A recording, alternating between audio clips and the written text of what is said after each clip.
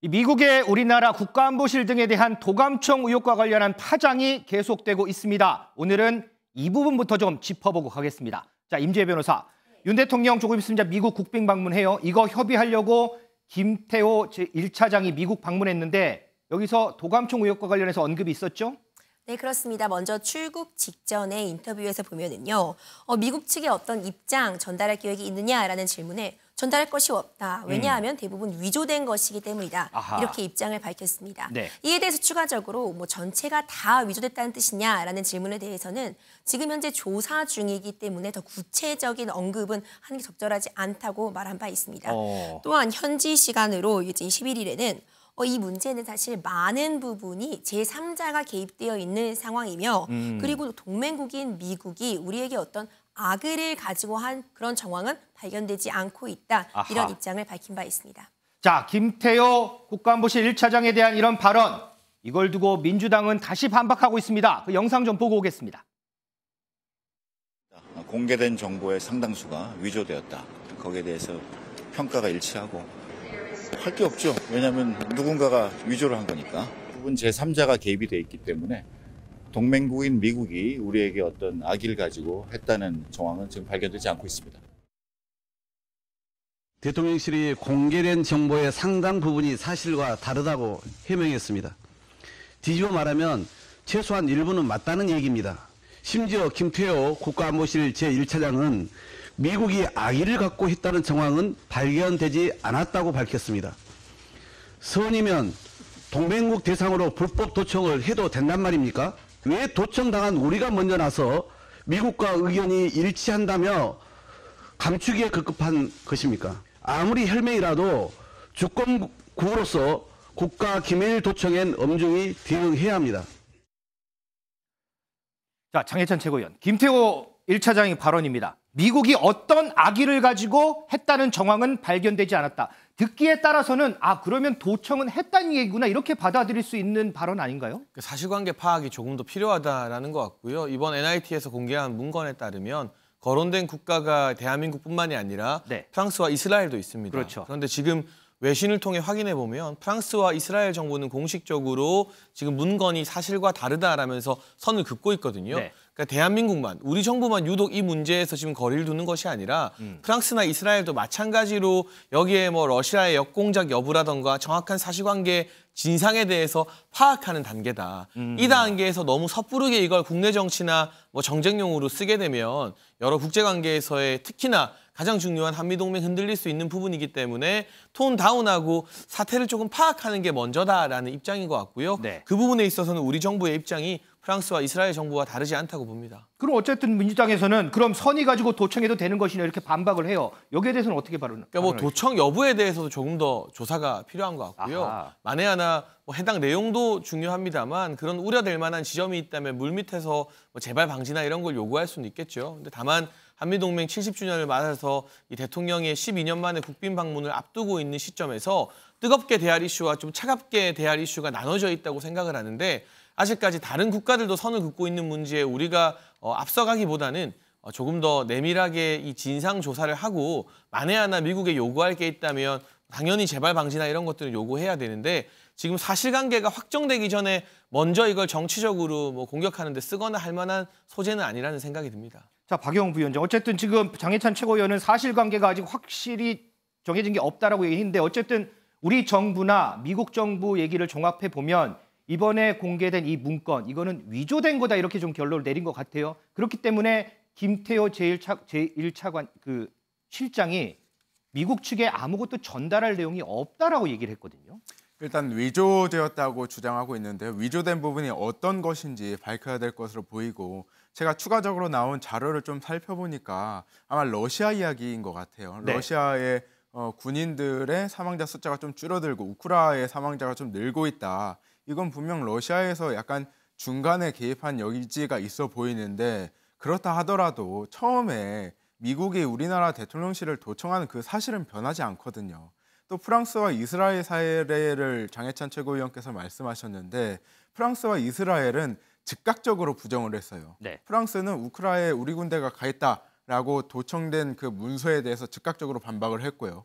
이스라엘도 이스라엘의 모사드의 그 수장이 정부가 사법개혁을 지지하는 시위를 지지하는 것에 대해서 전혀 사실이 아니다라고 즉각 반박했는데 우리 대통령실은 항의도 아니고 그렇다고 부정도 아니고 애매한 모양을 취하고 있거든요. 이에 대해서 좀 더 명확한 입장을 보여야 될 것이고 지금 미국에 방문하고 있는 김태호 실장, 이 실장께서는 이 문제에 대해서 거론을 안 하겠다고 하시는데 분명 나올 수밖에 없는 문제거든요. 지금 한국 정부나 미국 정부나 굉장히 곤혹스러운 상황이에요. 이 과정이 안건에는 다뤄지지 않더라도 어떤 비밀리에 좀 조율, 의제 간 조율, 좀 톤다운 시키는 그 내용 공유는 있을 수 있다고 저는 생각합니다. 그래서요, 장해찬 최고위원. 국민의힘 내에서도 미국에 대해서 당당하게 나가야 된다 이런 지적도 있잖아요.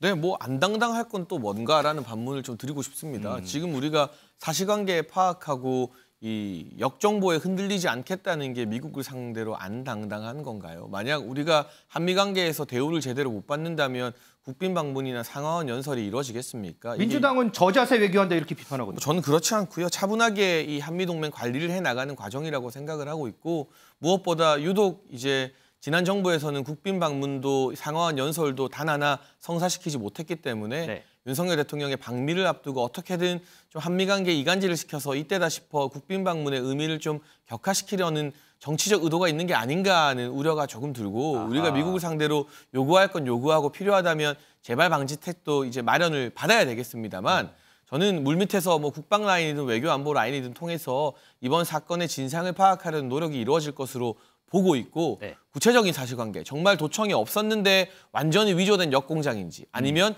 일부는 사실이나 이것이 러시아 측에 유리한 정보로 좀 과장된 것인지 이런 진상을 파악하는 것부터 이 첫 번째 단추라고 생각을 하고 있습니다. 임주혜 변호사, 그럼 미국 입장은 좀 어떤가요? 미국 입장에서는 지금 좀 보고 있다. 우리가 조사 중이다. 이렇게 좀 보고 있는 것 같아요. 아하. 미국에서도 좀 위험한 발언들이 좀 나오고 있었긴 했는데요. 지금 미국에서 나온 그 구체적인 내용을 보면 존 커비 NSC 전략소통조정관은 10일 현지 시간 이렇게 말했습니다. 일단 이런 종류의 문서가 공공 영역에 있다는 것에 대해서는 변명의 여지가 없다고 밝혔고요. 그중 일부가 조작됐다는 것을 안다. 일부 사례가 온라인에 올라온 정보는 우리가 생각하는 원 소스에서 변형된 부분이 있다. 이런 입장을 밝혔습니다. 또 이제 로이드 오스틴 미 국방부 장관은 현지 시간 11일 우리가 알고 있는 유출된 문서의 날은 2월 28일과 3월 1일에 작성된 문서이다. 이 사안을 매우 심각하게 받아들이고 있으며 동맹 및 파트너들과 이제 긴밀한 협력을 계속할 것이라고 밝혔습니다. 즉, 이 해당 문건이 좀 고위급의 문서를 전달할 때 쓰는 양식과 비슷하다는 점은 좀 인정을 하고 있으면서도요. 진위 여부에 대해서는 좀 더 조사가 필요하다 이런 입장을 밝혔습니다. 자, 이번 의혹이 처음 불거졌을 때 야당에서는 대통령실을 용산으로 이전했기 때문에 그런 것 아니냐 이런 얘기가 나왔습니다. 이와 관련해서 여당 내에서 나오는 목소리 좀 들어보겠습니다. 아마 한국 건물 중에서 가장 완벽한 시설이 지금 용산 대통령실인데 주로 대화를 하면 그 위기관리실이나 NSC 하는 그 지하 3층이거든요. 네. 거기는 뭐 방풍망부터 화생방 장치, 뭐 전자기파 차단 다 돼 있고 핸드폰도 안 되고 전파가 침투를 못하는 곳입니다. 또 뭐 용산 대통령실 건물에서 대화 또는 통화를 해가지고 녹취하기인데 도감청하기는 어렵다.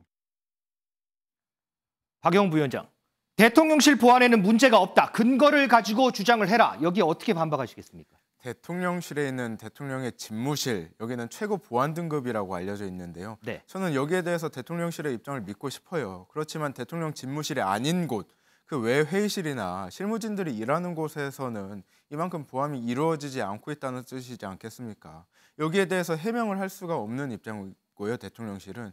저는 더 문제를 지적하고 싶은 게 대통령실이 자꾸 이 도청 사안에 대해서 왜곡이나 과장을 하면 국민적 지탄을 받을 것이다 라고 언론이나 야당을 향해서 이렇게 겁박을 주는 모습인데 이게 저는 지난 방미 도중에 바이든이냐 날리면이냐 뭐 욕설 이 부분을 보도한 것과 똑같다고 보거든요. 잘못한 것은 대통령인데 되려 야당이나 언론을 겁박하고 있어요. 이 행동 자체가 저는 잘못됐다고 보고 실제로 대통령실이 청와대에서 용산으로 옮겼을 때 수많은 보안 문제가 국민의힘과 민주당 안에서 모두 나왔거든요. 네. 이 문제를 해결하지 못한 것의 책임에 벗어날 수가 없다. 저는 그렇게 생각하고 저는 또 이 대통령실 앞에 바로 미군의 군사 시설이 있거든요.